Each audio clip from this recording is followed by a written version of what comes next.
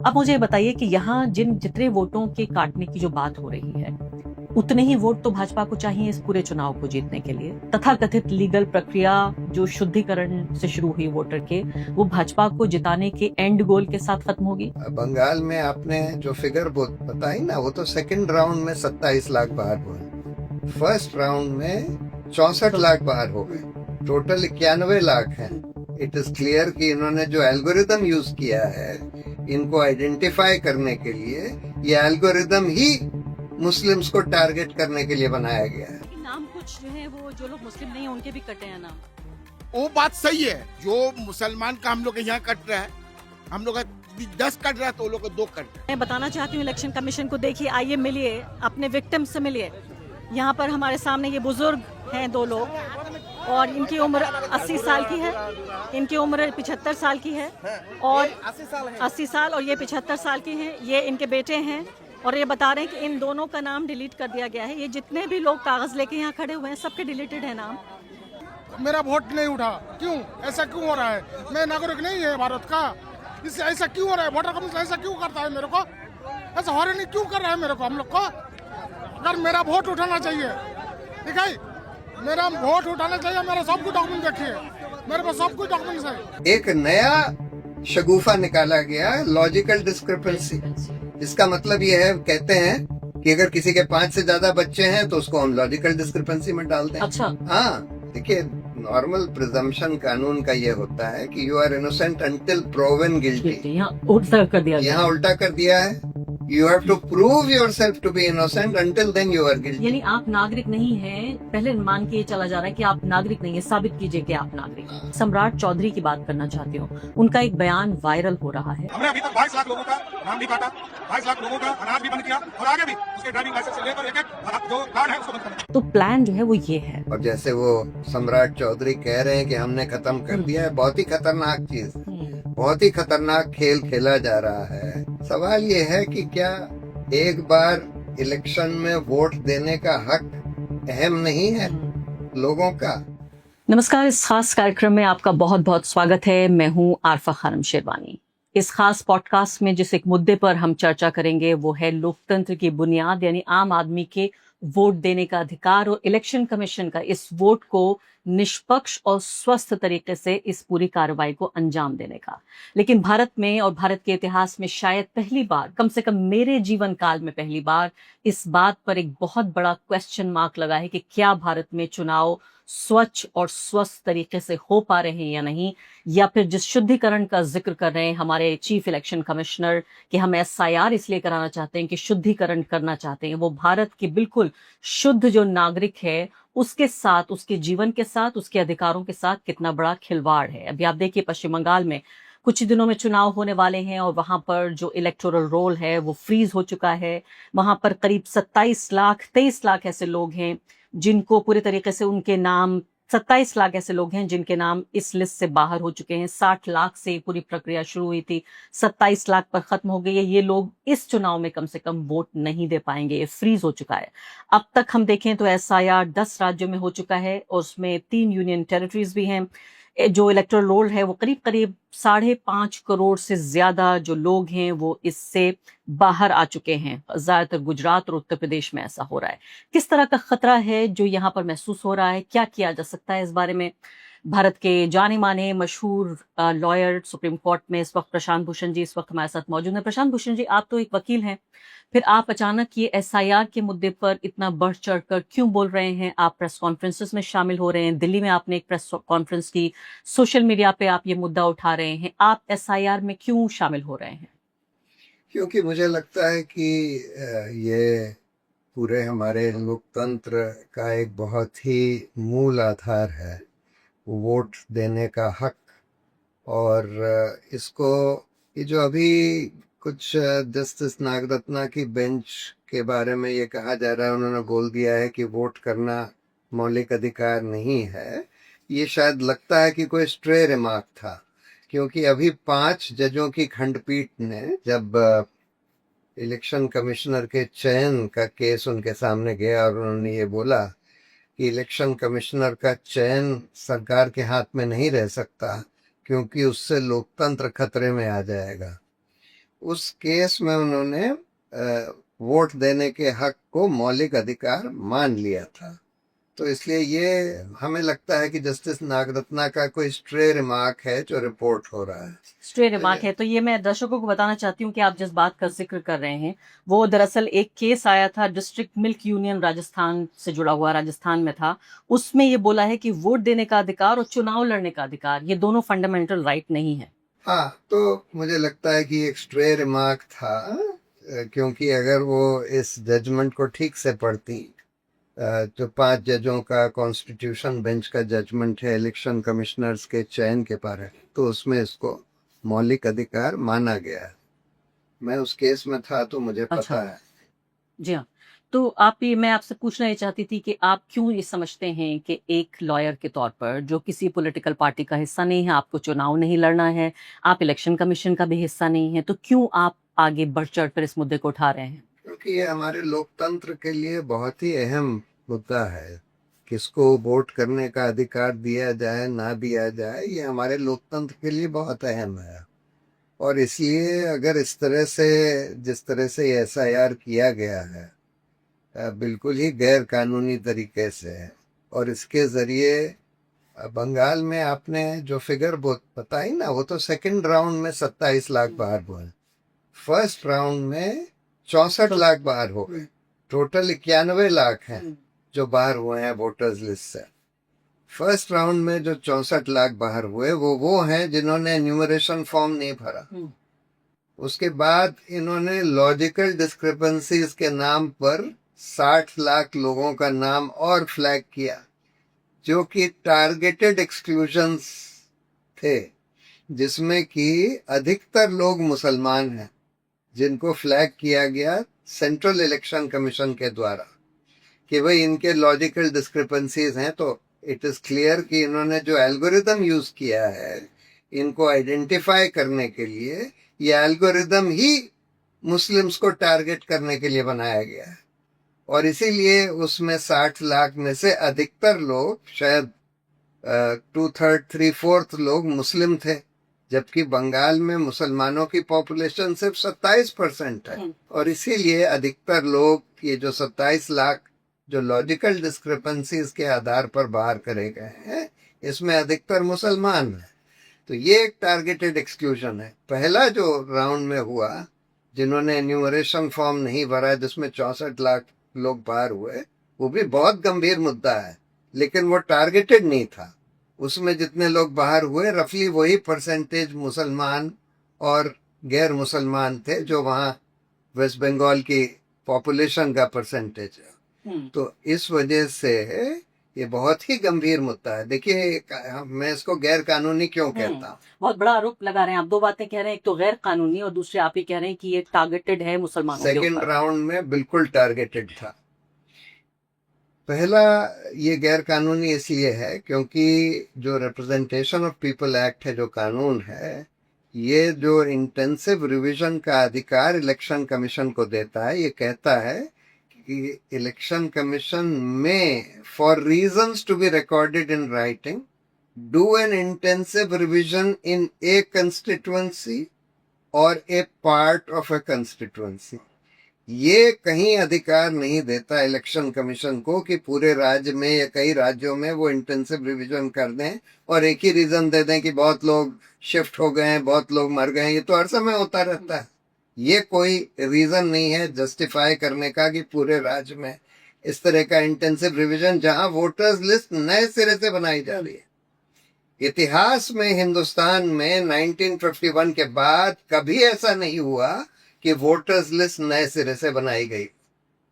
एक कंस्टिट्यूएंसी, ठाकुर द्वारा यूपी की एक कंस्टिट्यूएंसी, उसके एक पार्ट में वोटर्स लिस्ट नए सिरे से बनाई गई थी जब लिंगडो साहब चीफ इलेक्शन कमिश्नर थे, और उसमें भी बहुत इलेबोरेट 3 पेज के रीजंस दिए गए थे क्यों यहाँ पर वोटर्स लिस्ट नए सिरे से बनाने की जरूरत। अदरवाइज 2003 में भी जब इंटेंसिव रिवीजन हुआ तो डोर टू डोर एन्यूमरेशन हुआ था, नए सिरे से वोटर्स लिस्ट नहीं बनाई गई थी। Booth level officers door to door जाते थे, वहां से पूछते थे कि कौन जना पुरानी लिस्ट लेकर कि इनमें से कौन लोग मर गए हैं, कौन लोग शिफ्ट हो गए हैं, कौन लोग नए आ गए हैं, उस आधार पर उसमें फेरबदल किया जाता था। ऐसा कभी नहीं हुआ पहले कि नए सिरे से वोटर्स लिस्ट बनाई गई हो पूरे पूरे राज्यों में। 1951 में पहली बार जब वोटर्स लिस्ट बनाई गई थी तो ऑब्वियसली नए सिरे से बनाई गई थी। जब हिंदुस्तान लोकतांत्रिक देश बना था और पहले चुनाव हुए थे, उस समय जरूर नए सिरे से बनाई गई थी ऑब्वियसली, लेकिन उसके बाद कभी नए सिरे से नहीं बनाई गई, हर बार पुरानी लिस्ट को देखकर। दूसरी बात, इस पूरे रिप्रेजेंटेशन ऑफ पीपल एक्ट में, इनके अपने रूल्स में, इनके गाइडलाइंस में सब जगह ये लिखा है कि इलेक्शन कमीशन को पूरी पारदर्शिता बरतनी पड़ेगी। यानी कि जब कोई एप्लीकेशन आती है किसी वोटर का नाम हटाने के लिए, या जब कोई एप्लीकेशन आती है नाम जोड़ने के लिए, तो उसको उसी दिन उनके वेबसाइट पर डालना होगा, जिससे सब लोग देख सकें कि किसकी एप्लीकेशन आई है, किस आधार पर आई है। इन्होंने कोई ट्रांसपेरेंसी नहीं बरती, और ये लॉजिकल डिस्क्रिपेंसीज के नाम पर भी जो 60 लाख लोगों के नाम इन्होंने टैग करे, इस पर भी या कोई भी लिस्ट में ये लोग मशीन रीडेबल फॉर्म में लिस्ट ही नहीं दे रहे हैं। जिसको ऑल्ट न्यूज ने बाद में जाके फिर पढ़ा उस लिस्ट को और पता लगाया। जानबूझ के मशीन रीडेबल फॉर्म में नहीं दे रहे हैं, जिससे कि लोग ढूंढ ना सकें कंप्यूटर का यूज करके कि भाई किन लोगों के नाम हैं, किन लोगों के नाम डुप्लीकेट्स हैं, वगैरह वगैरह। फिर इन्होंने उसमें इनके रूल्स में लिखा है कि डी डुप्लीकेशन सॉफ्टवेयर यूज करना जरूरी है डुप्लीकेट नाम को हटाने के लिए। दो तरह के डुप्लीकेट्स होते हैं, फोटोग्राफिक डुप्लीकेट, जहां पर एक ही फोटोग्राफ, जो जैसे राहुल गांधी ने अपनी प्रेस कॉन्फ्रेंस में दिखाया था, एक ही फोटो पर 20 लोगों के, 50 लोगों के नाम रजिस्टर्ड है। बिल्कुल। या नाम भी वही है, फादर का नाम भी वही है, एड्रेस भी वही है, और उस पर 10 लोगों के नाम रजिस्टर्ड है, सेम डेमोग्राफिक सिमिलैरिटी के, तो उनको हटाना होता है। लेकिन इन्होंने डी डुप्लीकेशन सॉफ्टवेयर नहीं यूज करी, विद द रिजल्ट की जो डुप्लीकेट्स हैं वो नहीं हटाए गए। लेकिन एक नया शगुफा निकाला गया, लॉजिकल डिस्क्रिपेंसी, जिसका मतलब ये है, कहते हैं कि अगर किसी के 5 से ज्यादा बच्चे हैं तो उसको हम लॉजिकल डिस्क्रिपेंसी में डालते हैं। अच्छा। हाँ, किसी घर में 20 से ज्यादा लोग रहते हैं, उसको लॉजिकल डिस्क्रिपेंसी में डाल देंगे। किसी फादर या मदर और बच्चे की एज में डिफरेंस जो है 20 साल से कम है, तो उसको लॉजिकल डिस्क्रिपेंसी में डाल देंगे। और इस तरह से 60 लाख लोगों का नाम, और एक एल्गोरिदम यूज किया गया, सेंट्रल इलेक्शन कमीशन ने यूज किया, और उस एल्गोरिदम में ये निकल कर आया कि टारगेटेड मुस्लिम्स को टारगेट किया गया, कि उसमें अधिकतर नाम जो लॉजिकल डिस्क्रिपेंसीज में आए वो मुस्लिम्स थे। तो और उसके बाद जल्दीबाजी में सुप्रीम कोर्ट ने ये कह दिया कि अच्छा, हम दूसरे स्टेट्स के जजेस को बुला लेते हैं। उन्होंने 300-350 जजेस जो हैं, मैजिस्ट्रेट्स वगैरह, अलग अलग स्टेट से बुला लिए कि भाई तुम लोग 20 दिन या 3 हफ्ते के अंदर ये 60 लाख केस का निपटारा कर दो।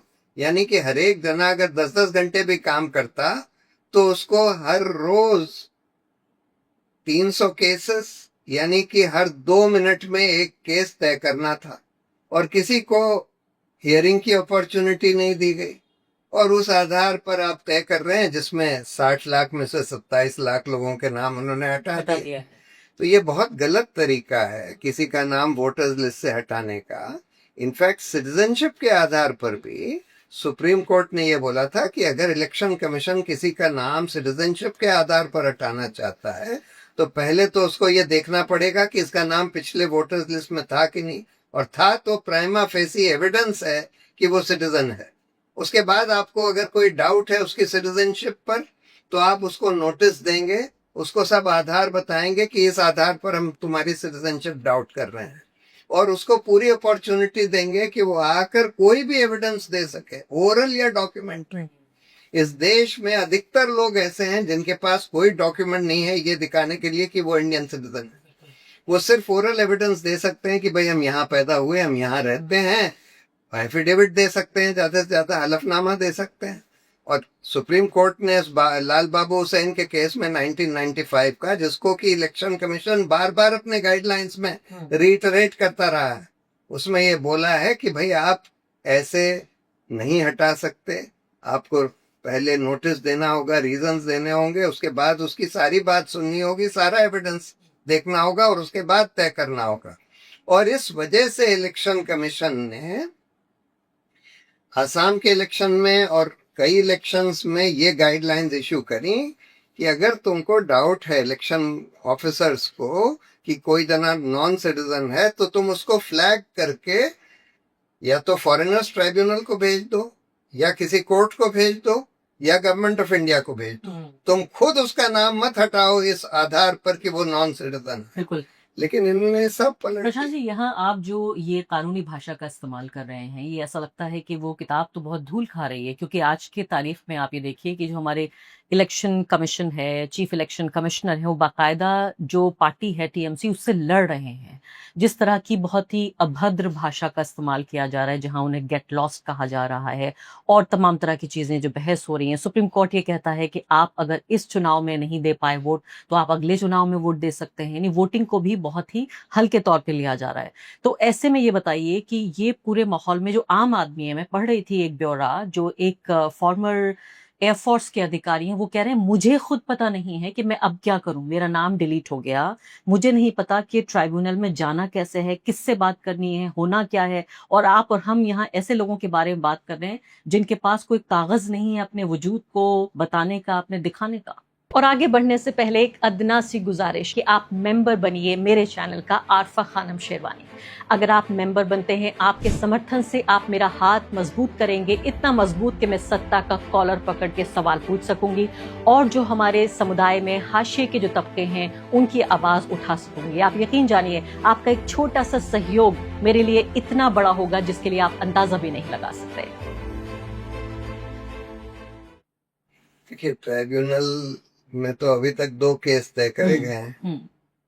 तो ट्राइब्यूनल में जाना तो मतलब वो कह रहे हैं कि भाई अगले आप 5 साल में कोशिश कर लीजिए उस ट्राइब्यूनल की प्रक्रिया में, और उसमें शायद आपका नाम वापस आ जाए। सवाल ये है कि क्या एक बार इलेक्शन में वोट देने का हक अहम नहीं है लोगों का? क्या उनको, देखिए, नॉर्मल प्रिजम्पशन कानून का ये होता है कि you are innocent until proven guilty. यहाँ उल्टा कर दिया गया, यहाँ उल्टा कर दिया है, you have to prove yourself to be innocent until then you are guilty. यानी आप नागरिक नहीं हैं, पहले मान के ये चला जा रहा है कि आप नागरिक नहीं है, साबित कीजिए कि आप नागरिक, बजाय इसके कि सरकार को ये साबित करना था कि वो नागरिक नहीं है। अब यहाँ पर मैं आपको उदाहरण देना चाहती हूँ कि कितना खतरनाक है ये पूरा एसआईआर का प्रोसेस, और कितने हल्के रूप में सुप्रीम कोर्ट ने इससे कहा कि अब की बार नहीं कर पा रहे तो अगली बार वोट दे देना। वो अलग बात है कि इससे जीत और हार भी तय होगी, मैं इसके ऊपर भी आऊंगी। मैं पश्चिम बंगाल का दौरा करके आई हूँ, बहुत सारी रिपोर्ट्स भी मैं इसी चैनल पे दर्शकों को दिखा रही हूँ। मैं सम्राट चौधरी की बात करना चाहती हूँ। उनका एक बयान वायरल हो रहा है और जिसमें वो ये कह रहे हैं, बिहार का उदाहरण देकर कह रहे हैं कि हमने 27 या 23, वो कह रहे हैं हमने इतने लाख लोगों के नाम वहां से हटवा दिए। हमने, इलेक्शन कमीशन नहीं कह रहे, वो कह रहे हैं हमने हटवा दिए। बीजेपी के नेता जिनको ये भी मारा जा रहा है कि मुख्यमंत्री बन सकते हैं वो। और उसके बाद आगे बढ़ के वो कहते हैं कि अब हम इनका गेहूं, अनाज और राशन बंद कराएंगे, उसके बाद इनसे आधार कार्ड भी हम छीनेंगे। तो प्लान जो है वो ये है। बिल्कुल, देखिए, शुरू से ही भाजपा जब से सत्ता में आई वो ये कहती रही कि हम हिंदू राष्ट्र बनाएंगे, यानी कि गैर हिंदुओं का हम बाकी अधिकार खत्म कर देंगे, वोटिंग का अधिकार, दूसरा उनको सेकंड क्लास सिटीजन बनाते हैं। फिर उनको ये समझ में आया कि भाई उसके लिए तो संविधान का संशोधन करना पड़ेगा, और क्योंकि इसको सेकुलरिज्म को मूल आधार माना गया है संविधान का, तो वो भी नहीं कर सकते। फिर इन्होंने सोचा कि हम एनआरसी के जरिए इनको नेशनल रजिस्टर ऑफ सिटीजन से हटा देंगे। असम में शुरू किया, लेकिन असम में क्योंकि सुप्रीम कोर्ट ने उस समय मॉनिटर कर लिया और सुप्रीम कोर्ट ने एकदम कम्युनल आधार पर नहीं होने दिया, तो इसलिए वहां पर जितने लोग एनआरसी के बाहर रहे, करीब 20 लाख लोग, उसमें वही 70% हिंदू थे, 30% मुस्लिम थे, जो वहां की रफली पॉपुलेशन डेंसिटी है।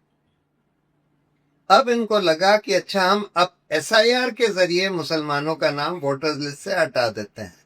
और वोटर्स, जैसे सम्राट चौधरी कह रहे हैं, वोटर्स लिस्ट से हटा दिया तो फिर नेक्स्ट स्टेप है कि राशन कार्ड से भी हटा दो।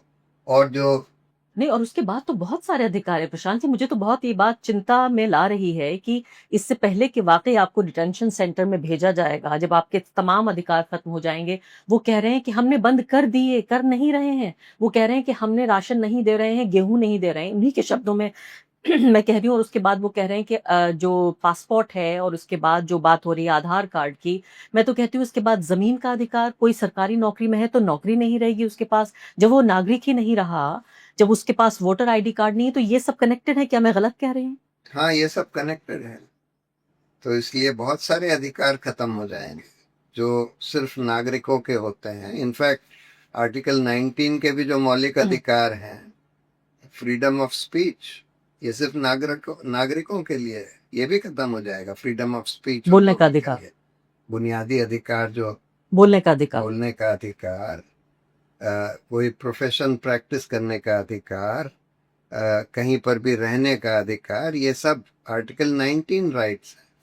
इक्वालिटी का राइट और राइट टू लाइफ, इन दोनों को तो नॉन सिटीजन्स के लिए भी दिया गया है।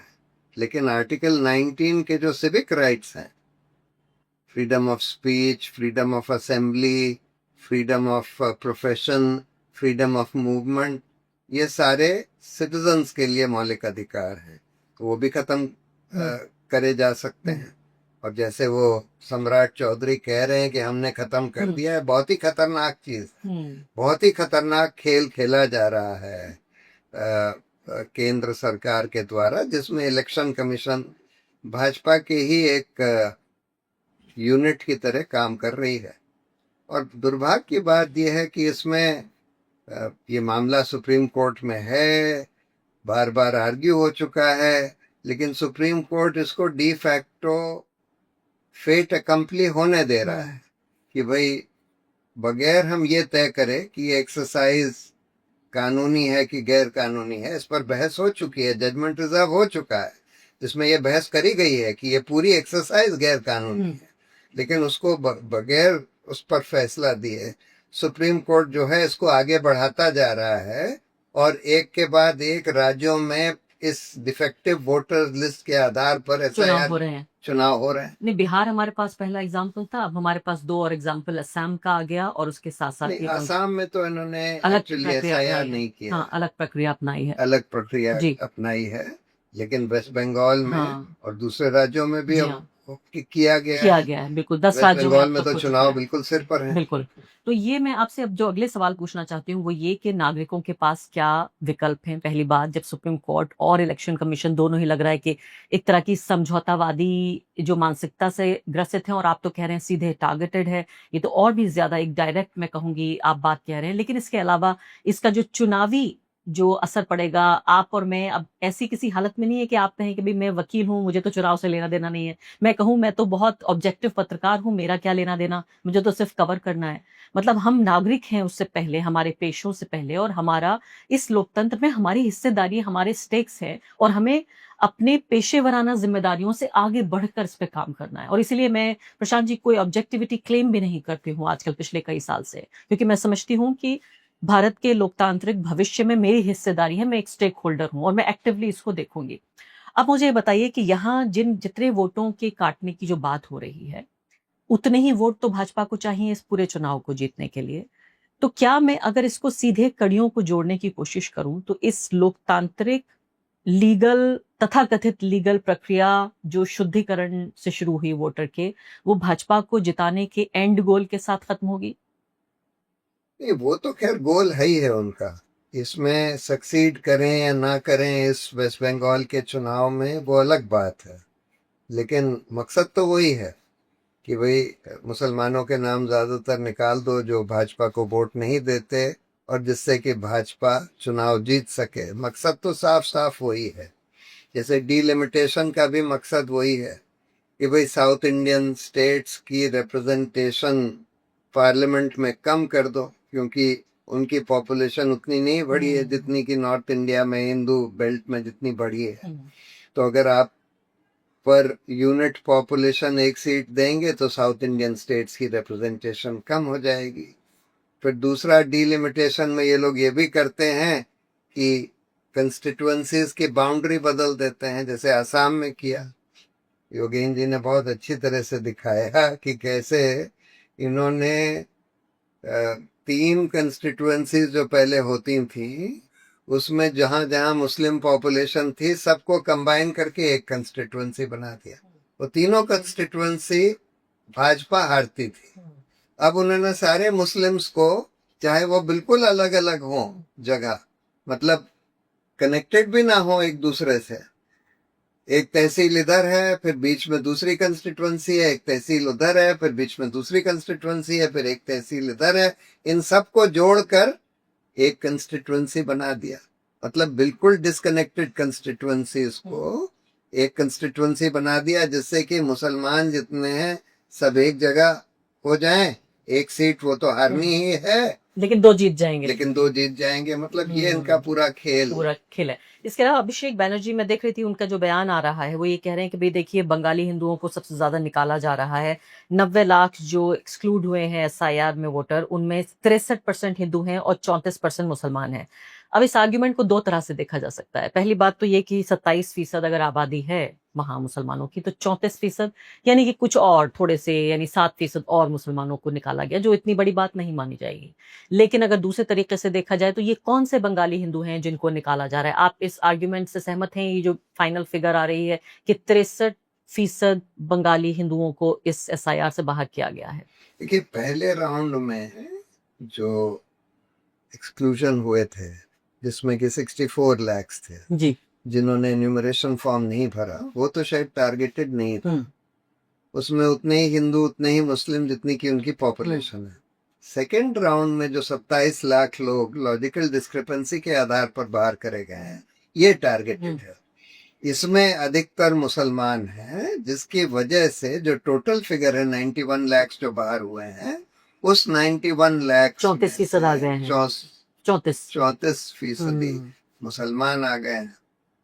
तो बल्कि फर्स्ट ड्राफ्ट का मुझे याद आ रहा है, मैंने उस पर एक कार्यक्रम किया था और उस डेटा को मैंने देखा था कि जो एनालिसिस था डेटा का, उसमें ये था कि ज्यादातर मुसलमान, चूंकि वो गांव देहात में रहते हैं, तो अपने जमीन के कागज दिखा पाए थे और फर्स्ट ड्राफ्ट में ज्यादातर क्लियर हो गए थे, वो बाहर आ गए थे।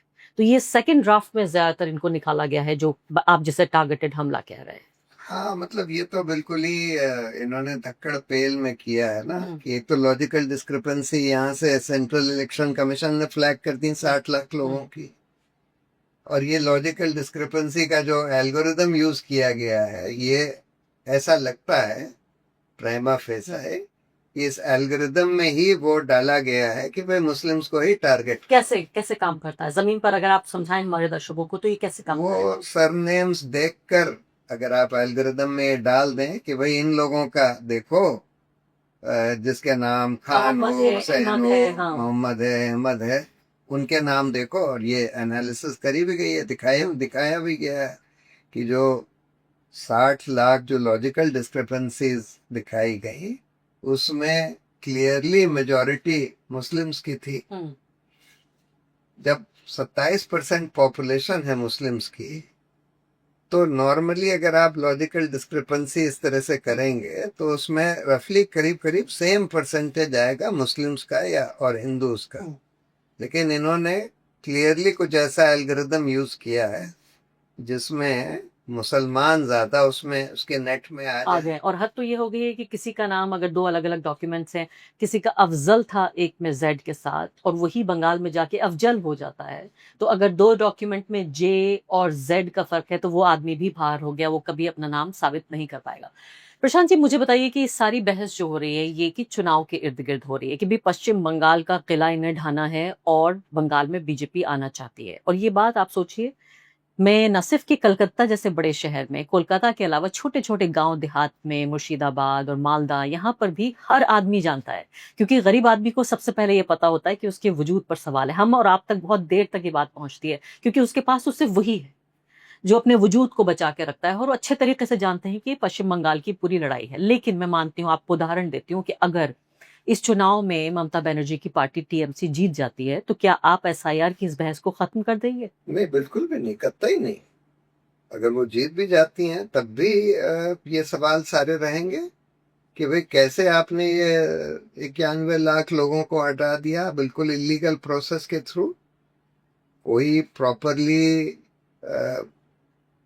बॉडी ने ये देखा नहीं, लाल बाबू हुसैन का जजमेंट फॉलो नहीं किया और आपने इस तरह से लोगों को हटा दिया, तो ये बिल्कुल गैर कानूनी है। चाहे वो जीत भी जाएं, लेकिन ऑब्वियसली उनका जो विनिंग मार्जिन है वो डेफिनेटली कम हो जाएगा। बिल्कुल, इसकी क्योंकि वजह टीएमसी कॉन्फिडेंट नजर आ रही है। लेकिन मैं आपको यहाँ उदाहरण देना चाहती हूँ राहुल गांधी का।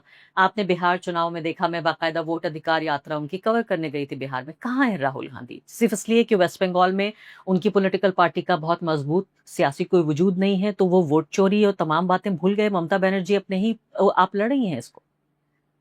हाँ, देखिए, कांग्रेस की बहुत सारे राज्यों में हालत बहुत खराब है। वेस्ट बंगाल में तो ऑलमोस्ट नॉन एग्जिस्टेंट है अब कांग्रेस। 1 से 3 बहुत सीटें सारे जीतने का स्टेट्स में अनुमान नॉन। है। तो ऑब्वियसली जो जना अपनी पार्टी का हित देख रहा है इस चुनाव में, वो नॉर्मली वहीं कंसंट्रेट करेगा जहां उसको लगता है उसकी पार्टी कुछ कर सकती ये है। तो लंबी लोकतांत्रिक आसाम लड़ाई थी में या सिर्फ और चुनाव की लड़ाई थी? ये वोट चोरी की लड़ाई। हाँ, राहुल गांधी जैसे हाँ, राष्ट्रीय स्तर के व्यक्ति से, आप उनके रिप्रेजेंटेटिव नहीं है, लेकिन बहस हम फिर भी कर सकते हैं कि एक ऐसा व्यक्ति जो प्रधानमंत्री पद का दावेदार माना जाता है, नरेंद्र मोदी के लिए चैलेंज है, वो सिर्फ चुनाव की वजह से लड़ेगा लोकतंत्र की लड़ाई, या फिर ये बड़ी लड़ाई होगी? नहीं, मेरे राय में वो बड़ी लड़ाई होनी चाहिए।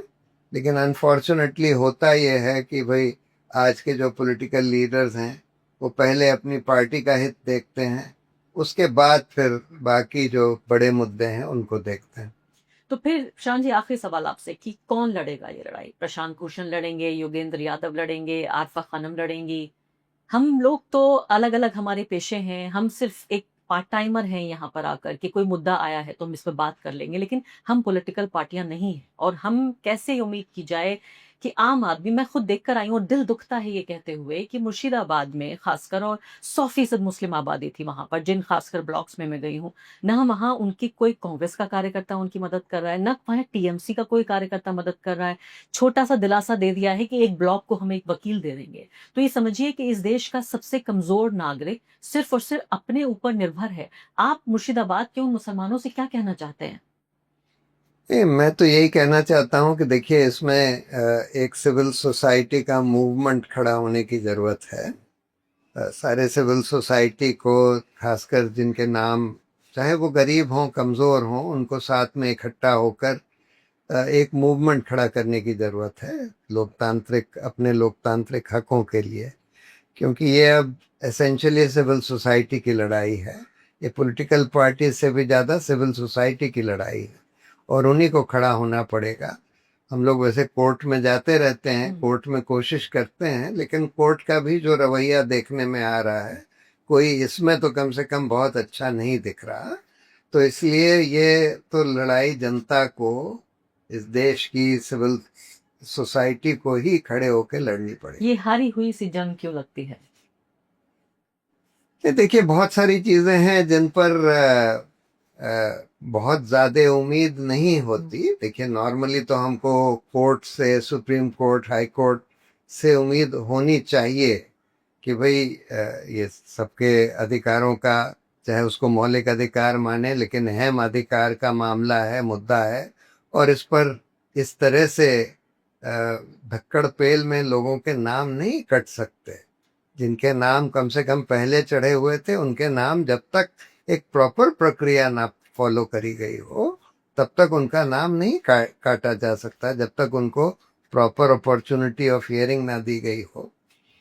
तो उम्मीद तो शुरू में ये होती है कि भाई न्यायपालिका कुछ न्याय करेगी इन सब मामलों में, लेकिन आज न्यायपालिका का जो रवैया हम देख रहे हैं वो बहुत कोई उम्मीद की तरफ नहीं ले जाता। इसीलिए मैं कह रहा हूं कि अब सिविल सोसाइटी को खड़ा होना पड़ेगा।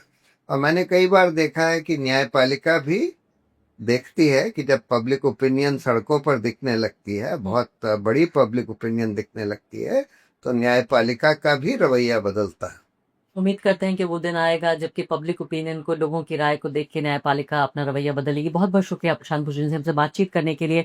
और खासकर मैं शुक्रिया अदा करना चाहती हूँ, आप जो इंसानियत के लिए काम कर रहे हैं, भारत के लिए कर रहे हैं। Thank you.